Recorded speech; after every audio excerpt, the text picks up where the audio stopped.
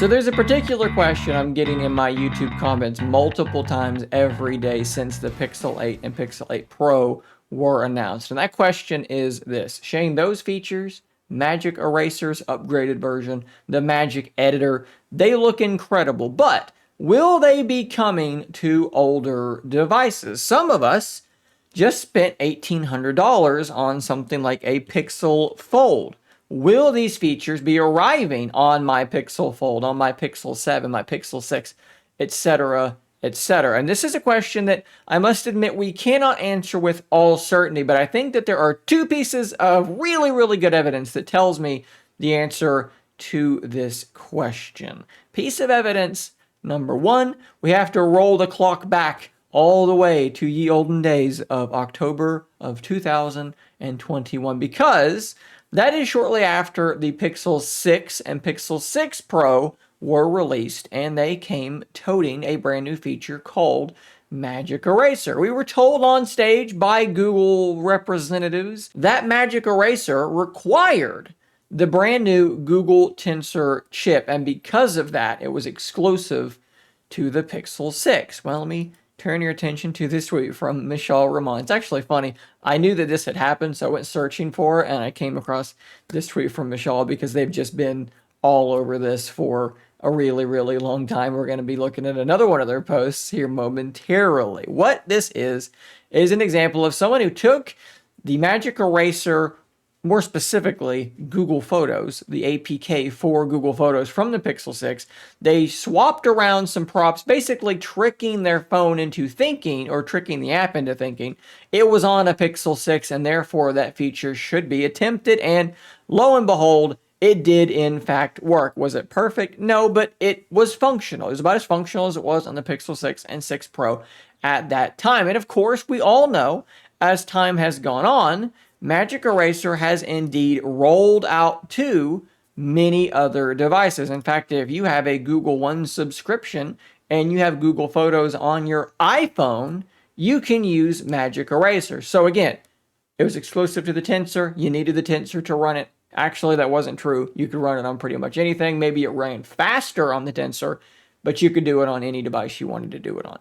That's piece of evidence number one. Piece of evidence number two, let's look at another post from Michelle Ramon. Here is a demo, they say, of the new Magic Editor feature. This is the one where you can grab an object and move it around on the photo and place it, and it will use generative AI to fill in where you just took it from.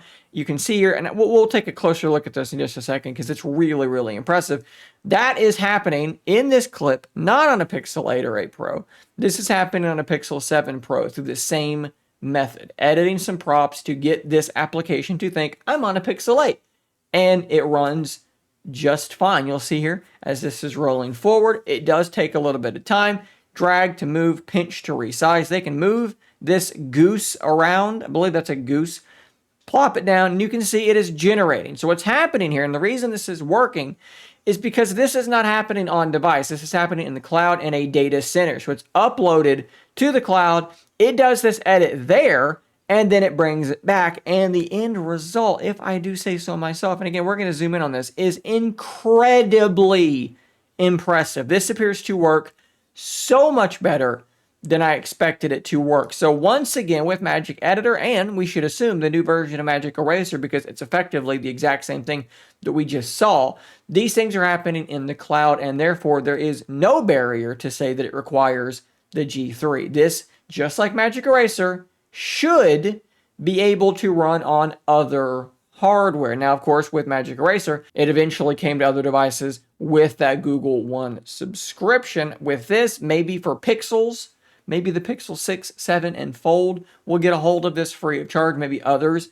maybe a year later, will get a hold of it with a Google One subscription or something like that. That would be my prediction at this very moment. It will be exclusive to the Pixel 8 for a little while, maybe 6 months, maybe a year, and then it will begin rolling out to these older Pixel devices, and then hopefully after that to Google One subscribers. Because again, there's no reason it can't. Will it perhaps run faster, run better on the Pixel 8 with its improved Tensor chip, which, by the way, is not just an off-the-shelf Exynos processor. There is a lot of custom work being done there, and it is really, really heavily leaning into AI processing, and that's why Google is doing what they're doing. Well, among other reasons, that's why they're doing what they're doing. But still, should be able to run on pretty much whatever. So now let's actually take a closer look at this application in action. We're going to zoom way in here, let you kind of see what this is doing. The first thing I want to say is Mishaal here is like being really careful how they're outlining this goose. I don't think you really need to do that with Magic Eraser. Typically, you get pretty close and it will snap onto the object. So I'm hoping that's the case there, but it is definitely worth pointing out. The next screen here says tap and hold selected area to move or resize. And there's a back and there's a plus and a minus. So I'm wondering, is this plus and this minus to resize the goose, or is this to add another section that you want to be moving? I'm not exactly sure which one it is. You can see here, though, eventually they are able to grab a hold of the goose and then they move it down, they drag it down. Of course, in the demos we saw it had this weird like particle effect. That's not happening in the actual final product. And then of course it does its generating thing and then it's done. So let's take a look here at how well this is actually working. Obviously the quality of this is not going to be great because I'm zooming way in, but this goose was right up in this region and now it's not anymore. You can see there where it was sitting. Okay, so there's the base of the tree, and it is obstructed by this. Now the base of the tree is not obstructed. The goose was right here. That has filled that in not with a blurry smudge, but with actual like data. Like the bark of the tree looks correct. The mulchy looking ground here below the tree. All of that looks very, very convincing to me. This, maybe I'm just overreacting, but this looks incredible. This looks so much better than I could have imagined it was going to look. And again, Magic Eraser, the new version of Magic Eraser that's going to be on the Pixel 8 that should run on other devices, should work this well also. That is unbelievable. So for right now, I wish that I had an APK to point you towards, but at this very moment, I do not. With Magic Eraser, eventually that APK got posted and people started installing it and sharing it around on their Pixel devices.